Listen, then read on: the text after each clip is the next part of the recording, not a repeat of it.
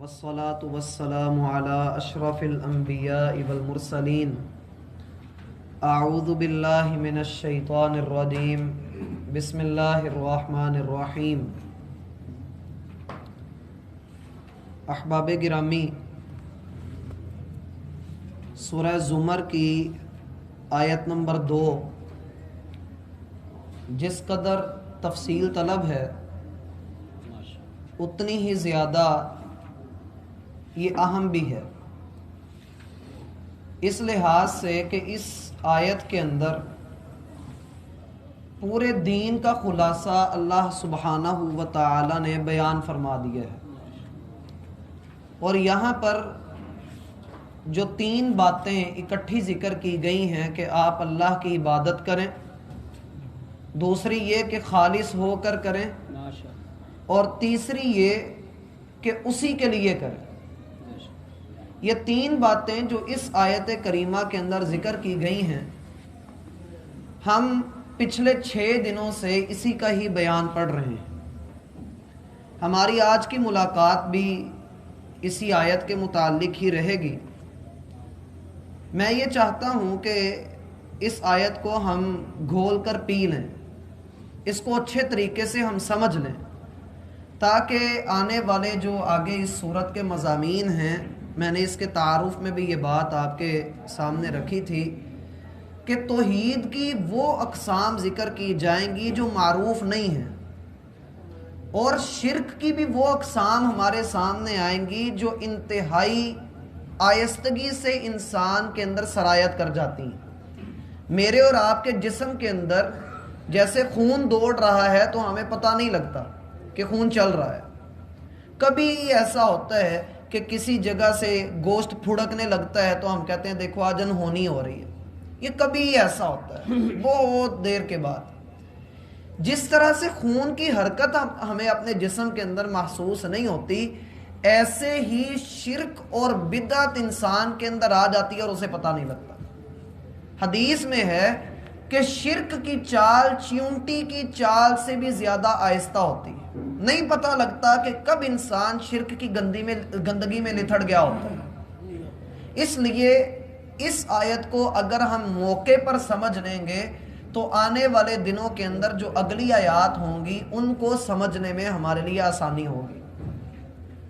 اس لیے جو کل میں نے آپ کے سامنے کچھ باتیں رکھی تھیں کہ اگر انسان اطاعت کا حق اپنے رب کو نہیں دیتا، اللہ کی اطاعت نہیں کرتا، تو پھر وہ 5 چیزوں کو اپنا معبود بنا رہا ہوتا ہے.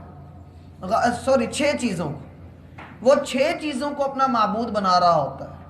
یا اپنی بیوی کو، اپنے بیٹوں کو، سونے چاندی کے ڈھیر کو، اپنی پراپرٹی کو، اپنی سواری کو، اور اسی طریقے سے جو اس کا رہن سہن ہے، والقناطیر المقنطرۃ من الذهب والفضة والخیل المسومہ، اور جانوروں کو. یہ چاہتا ہے کہ یہ 6 چیزیں اس کے پاس وافر مقدار میں ہوں. اور جب انسان وافر کی تمنا کرتا ہے تو پھر وافر بھی 3 حساب سے مانگتا ہے. کہتا ہے کہ میرے پاس وافر ہو تو اتنا کھلا ڈلا ہو کہ صرف ہو ہی میرے پاس. اور دوسری اس کی وافر کی تعریف یہ ہوتی ہے کہ سارا کچھ میرے پاس ہو، اگلے کے پاس کاکھ بھی نہ ہو. اور تیسرا یہ ہے کہ میرے پاس جتنا بھی آ جائے پھر بھی میں اس سے زیادہ ہی حاصل کروں، میں دنیا کی دوڑ میں آگے گزر جاؤں. اللہ اس موقع پر انسان کو مخاطب کر کے فرماتے ہیں الہاکم التکاثر، تم لوگوں کو کثرت کے لالچ نے غافل کر دیا ہے. کثرت کے لالچ نے تمہیں غافل کر دیا ہے. آپ کسی بھی بندے کو دیکھیں، وہ کہتا ہے بیوی ہو تو ایک ہو لیکن ناجائز تعلقات جتنے مرضی ہوں، بیٹا ہو تو بیٹوں کی لائن لگی ہوئی ہو، میرے پاس مال و دولت ہو تو ڈھیروں ہو، گننے میں نہ آئے. میں روڈوں کے اوپر اپنے نوٹ بچھا دوں، میں رکھ کے آگ بھی لگا دوں تو کبھی ختم نہ ہو، مہینہ آگ ہی لگی رہے ان کو. ایسے لوگ بھی تو موجود. تو ایسا بندہ اللہ فرماتے ہیں الہاکم التکاثر، تمہیں کثرت کے لالچ نے غافل کیا ہوا ہے. حتی زرتم المقابر، حتیٰ کہ تم قبروں کو دیکھ چکے ہو، قبریں تمہارے سامنے ہیں، تم قبروں کو جا پہنچے ہو۔ انسان وقت کے ساتھ ساتھ بوڑھا ہوتا جاتا ہے، لیکن دو خواہشات اس میں زور پکڑتی جاتی ہیں، جوان ہوتی جاتی ہیں۔ ایک عمر کی بڑھوتری کا لالچ، دوسرا مال کی بڑھوتری کا لالچ۔ اللہ کے رسول صلی اللہ علیہ وسلم کا فرمان ہے کہ آدمی کے دین کا بیڑا غرق دو عادتیں جتنا کر جاتی ہیں، دو بھوکے بھیڑیے بکریوں کے ریوڑ میں چھوڑ دو، وہ اتنا بیڑا غرق نہیں کرتے جتنا دو عادتیں بندے کے دین کا بیڑا غرق کر دیتی ہیں۔ اور وہ دو عادتیں کیا ہیں؟ شہرت کا لالچ، مال کا لالچ۔ شہرت کا لالچ ہو، ہم دیکھ رہے ہیں پوری دنیا بھوکی ہے تو لائکس کی، میں میڈیا کے اوپر اپنی تصویر چڑھاؤں، اس کے اوپر اتنے لائک آنے چاہیے، میں اگر کوئی ویڈیو بناؤں، میں کوئی شیئر کروں تو اس کے اوپر آنے چاہیے۔ یا اگر یہ نہیں، کوئی بندہ اس چیز کے اندر نہیں آتا، وہ میڈیا یوز نہیں کرتا، تو اس کی چاہت ہوتی ہے کہ میں لباس ایسا پہنوں کہ لوگوں کی نگاہیں میری طرف اٹھ رہی ہوں، لوگ مجھے دیکھیں، میں لوگوں میں مشہور ہوں۔ اسی لیے تو ہم دیکھ رہے ہیں کوئی شادی کرتا ہے تو شیر کے پنجرے کے اوپر بیٹھ کے شہرت چاہ رہا ہے، کچھ ایسے ہیں جو گلے میں کلو کلو 2-2 کلو سونا ڈال کر شہرت چاہ رہے ہیں۔ اللہ سبحانہ و تعالی نے ہمیں جس مقصد کے لیے دنیا میں بھیجا تھا، ہم اس سے ہٹ گئے۔ یہ ایک بیماری تو ہم نے ذکر کر دی آپ کے سامنے کہ بندہ نفس کی عبادت میں لگ جاتا ہے۔ اگر بندہ اطاعت کا حق اللہ کو نہیں دیتا نا، تو بندہ نفس کی پوجا کرتا ہے۔ کچھ لوگ ایسے ہوتے ہیں جو نفس کی عبادت نہیں کرتے، اطاعت کا حق بھی اللہ کو نہیں دیتے، تو پھر وہ دوسری بیماری میں مبتلا ہو جاتے ہیں۔ دونوں میں سے کسی ایک بیماری میں لازمی ہو، یا نفس کی پوجا کر رہے ہوں گے یا کسی بندے کی پوجا کر رہے ہوں گے۔ شخصیت پرستی، ہمیں دنیا اس وقت نام کا مسلمان رکھنے پر زور لگا رہی ہے۔ پوری دنیا الکفر ملت واحدہ، پورا دین ایک قوت ہو کر ہمیں مٹانے کے لیے کھڑا ہے۔ ایک مسلمان کو ختم کرنے کے لیے پورا کفر، اندر سے وہ جتنے مرضی کٹے پھٹے ہوں، اندر سے وہ جتنے مرضی کٹے پھٹے ہوں، لیکن میرا بھائی اسلام کے خلاف وہ ایک ہے، وہ سارے اکٹھے ہیں۔ ہماری سوچ ہے چھوٹی سی، ہم چھوٹے لیول پہ سوچتے ہیں، ہماری لڑائیاں ہوتی ہیں رفع دین نہیں کیا بھائی، آمین نہیں اونچی کہی، تمہاری شلوار ایسے ہوئی، تمہارا یہ معاملہ ایسے ہو گیا، وہ ایسے ہو گیا۔ میرا بھائی کافر ٹوٹ پڑا، وہ بہنوں کی عزت کو تار تار کر گیا، وہ فلسطین کو، یمن کو، شام کو تباہ کر کے رکھ گیا، اور ہم انہی بحثوں میں الجھے رہے۔ اور یہ آج کی بات نہیں، دنیا میں مسلمان کس لیے آیا ہے؟ اس لیے کہ اس پر ظلم کیا جائے، دنیا میں اس مقصد کے لیے اس کو بھیجا گیا ہے۔ اب اس نے ظلم کو روکنا کیسے ہے؟ جہاد کے ذریعے۔ اللہ نے جہاد کی نعمت اس امت کو اس لیے عطا کی۔ کیا اللہ رب العالمین اتنا طاقتور نہیں ہے کہ آج بھی وہ ابابیلوں کا لشکر بھیجے اور سارے کافروں کے لشکروں کو تباہ کر دے؟ اللہ اس بات پر قادر ہے نا، تو اللہ کیوں نہیں بھیج رہا؟ اس کی وجہ کیا ہے؟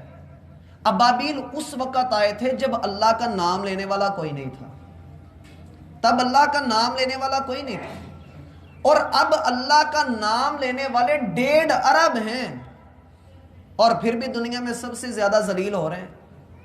عمر رضی اللہ عنہ نے کہا تھا الحمدللہ الذی اعزنا بالاسلام، ساری تعریف اس رب کے لیے جس نے ہمیں اسلام کی وجہ سے عزتوں سے نوازا۔ لوگوں اس کے علاوہ عزت کا کوئی رستہ اختیار کرو تو صرف ذلت ملے گی، عزت نہیں ملے گی، ذلت ہی ملے گی۔ اللہ نے مجھے اور آپ کو اونچا درجہ دیا، دشمن گھر میں گھس کر میڈیا کے ذریعے ہمارے ذہنوں کو اغوا کر کے لے گیا۔ اس نے ہمیں مسلمان رہنے نہیں دیا۔ وہ یہ چاہتے ہیں کہ ان کو غافل کر دو، ان کو بھلا دو کہ یہ کون ہے۔ یہ جتنے بھی ہمارے سامنے اداکار، فٹ بالر، کرکٹر اور جتنے بھی کھیل کے میدان کے کھلاڑی ہیں، جتنے فیشن انڈسٹری کے لوگ ہیں، یا جتنے بھی شوبز سے وابستہ ہیں، یا جتنے بھی لوگ ہمیں میڈیا دکھا رہا ہے، ان سب کا ایک پیچھے مقصد ہے کہ مسلمان کو اس کے اصل مقصد سے ہٹا دو، قرآن بھلا دو، اس کو رسول کی محبت سے دور کر دو، اس کے دین کو اس کے لیے صرف مسجد تک محدود کر دو، اور بس اس کو بھلا دو کہ اس کا نام عبداللہ ہے لیکن ہو یہ شیطان کا بندہ، یہ شیطان کا پیروکار ہو۔ اور شیطان چاہتا تو یہی ہے نا، وہ ہمارے سامنے گناہ کو بھی نیکی بنا کر پیش کر رہا ہے، اور ہم لوگوں کو پوچھ رہے ہوتے ہیں، لوگوں کی پوجا کیسے ہو رہی ہے؟ کسی کو کسی کا لباس پسند آ جاتا ہے، کسی کے بال پسند آ جاتے ہیں، اور کسی کو جو ہے وہ ویسے بڑا اچھا لگتا ہے، لڑکے لڑکیوں کے پیچھے جا رہے ہیں، لڑکیاں لڑکوں کے پیچھے آ رہی ہیں۔ ایک ایسی فضا چلی ہوئی ہے کہ جس میں پتہ ہی نہیں لگ رہا کہ مسلمان کدھر ہے۔ وہ ہمیں بھلا دینا چاہتے ہیں کہ ہماری اصل کیا ہے، ہمیں اس چیز سے غافل کر دینا چاہتے ہیں۔ میرا بھائی آپ مسلمانوں کی تاریخ اٹھا کر دیکھیں، جب مسلمانوں نے اپنی اصل کو پہچانا ہے، جب یہ جاگے ہیں، اللہ کی قسم ایسے سین بھی دیکھنے میں آئے ہیں کہ 313 تھے تو مقابلے میں 1000 ہے۔ اس سے بھی بڑھ کر ہے کہ ایک جگہ پر مسلمانوں کا 8000 کا لشکر تھا، مقابلے میں 3 لاکھ کی فوج تھی جنگ یرموک میں۔ کیا اسلام والوں نے مقابلہ نہیں کیا ہے؟ لیکن آج کیفیت حالت یہ ہے، مجھے یاد ہے میں چھوٹا تھا تو میں بلہ خرید کر لایا، عیدی میری اکٹھی ہوئی تھی تو میں اس سے بلہ خرید کر لایا، اور بلہ میں نے گن کی طرح پکڑا اور میں گھر میں ٹھا کر رہا تھا۔ تو میری والدہ اللہ ان کو غریق رحمت کرے، وہ فرمانے لگی کہ دیکھو تم لوگوں کی حالت کافر نے کیا کر دی، اس نے تمہارے ہاتھ سے تلوار لے کر تمہیں بلے پکڑا دیے۔ پوری قوم آپ دیکھیں، یہ جو میچ ہو رہے ہیں غالباً PSL کے نام سے، پوری قوم پیچھے لگی ہوئی۔ ادھر کافر کشمیر میں کیا کر رہا ہے، شام میں کیا کر رہا ہے، عراق میں کیا کر رہا ہے، فلسطین میں کیا ہو رہا ہے، یمن میں کیا کیا جا رہا ہے، ہم اس سے بے خبر۔ ہمیں یہ ہے کہ بس ٹکٹ مل جائے، ہم اس میں گھس جائیں، ہم ٹک ٹاک بنا لیں، ہم ایسی چیزوں کے اوپر غور کر لیں۔ تو میرا بھائی ہم اپنے رب کی اطاعت نہیں کر رہے۔ ہم مسجد میں آ کر 2 سجدے کر جائیں اور کہیں کہ اطاعت بھی ہوگی عبادت بھی ہوگی، نہیں ہوئی، کچھ بھی نہیں ہوا۔ جو آگے لفظ آپ دیکھ رہے ہیں الا للہ الدین الخالص، یہ خالص نہیں ہے، یہ ملاوٹ والا ہے۔ رب تو یہ کہتا ہے وَتَبَتَّلْ تَبْتِيلًا، اپنے رب کے لیے پورے جہان سے کٹ کر اپنے رب کی طرف آ جا، پورے جہان کی قربانی پیش کر دے۔ میرا بھائی ابراہیم بنے تو پھر آگے ٹھنڈی ہوتی ہیں، ابراہیم بنے تو پھر آگے ٹھنڈی ہوتی ہیں، اور اگر بندہ بس نام کا ابراہیم ہو تو پھر اس کو نہ تو آگ میں پھینک کر آزمایا جاتا ہے، نہ اس کی آزمائش ہوتی ہے کہ اس کے ایمان کا رب کو پتہ ہے کتنے پانی میں ہے۔ اللہ تو اپنے بندوں کو آزما کر ان کے کھڑے ہونے کو ثابت کرتا ہے دنیا والوں کے سامنے۔ جیسے ہی 29 فروری کو دوحہ میں جن کو کہا جا رہا تھا، جن طالبان کو، جن مجاہدین کو یہ کہا جا رہا تھا کہ یہ لوگ ہیں، ان کا نشان تک نہیں ملیں گے، آج وہ سفید پگڑی والے سفید گھر کو اپنے سامنے جھکا گئے، وائٹ پگڑی والے وائٹ ہاؤس کو اپنے سامنے جھکا گئے، ڈنڈوں سے لڑنے والے۔ اللہ مدد کرتا ہے اپنے بندوں کی۔ اس لیے میرا بھائی اطاعت کا حق پورا اپنے رب کو دیجیے، جو اس کا حق ہے اس کو دے دیجیے، اور اگر بندہ اپنے رب کو اس کا حق نہیں دیتا تو میرا بھائی یہ ظلم ہے، یہ سیدھا سیدھا ظلم ہے۔ کس پہ ظلم ہے؟ اپنے آپ پہ ظلم ہے۔ یہ جسم، یہ جڑے ہوئے جوڑ، یہ پور، یہ اس کے دیے ہوئے ہیں۔ یہ جسم بھی ہمارا نہیں ہے، یہ رب کا وفادار ہے۔ اس نے بھی کل کو جب رب نے حکم دینا، اس نے بھی بول کے بتانا ہے اے اللہ اس نے یہ کیا ہے، اے اللہ اس نے یہ حرکتیں کی ہیں، تب ہم بچ کر کہاں جائیں گے؟ ہم کس چیز کو اللہ کے سامنے عذر پیش کر سکیں گے؟ اس لیے میرا بھائی میں سمجھتا ہوں کہ اتنی باتیں اس آیت کی تفسیر میں کافی ہیں، ہم اس سے آگے چلتے ہیں۔